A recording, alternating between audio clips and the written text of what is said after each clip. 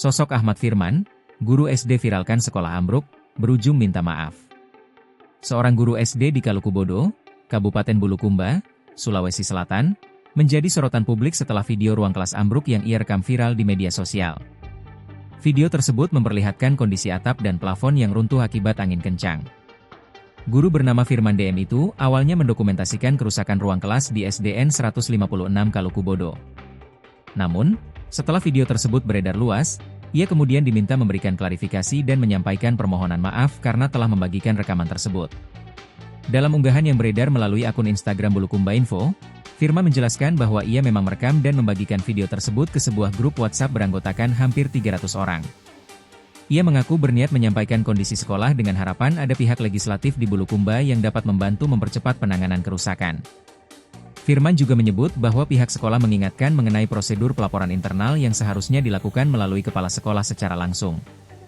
Robohnya atap dan plafon kelas itu sendiri terjadi pada Selasa 11 November.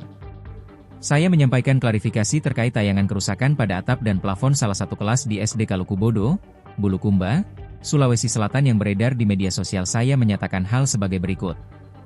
Nama Ahmad Firman DM SPD, jabatan guru kelas. Dengan sadar saya menegaskan bahwa benar saya membuat video terkait dengan kerusakan pada plafon sekolah. Bahwa benar saya yang membagikan video tersebut ke grup Y yang beranggotakan 286 orang, kata Firman.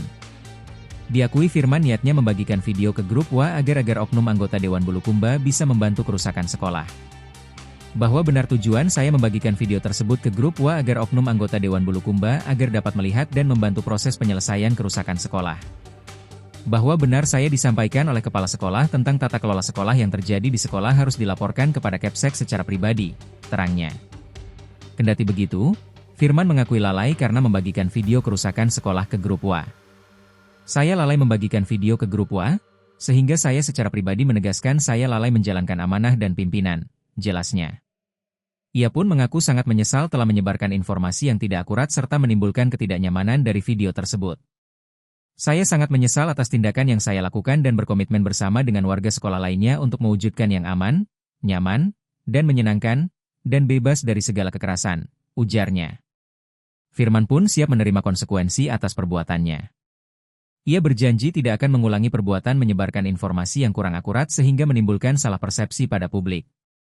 Permintaan maaf Firman ini sontak menyita perhatian publik.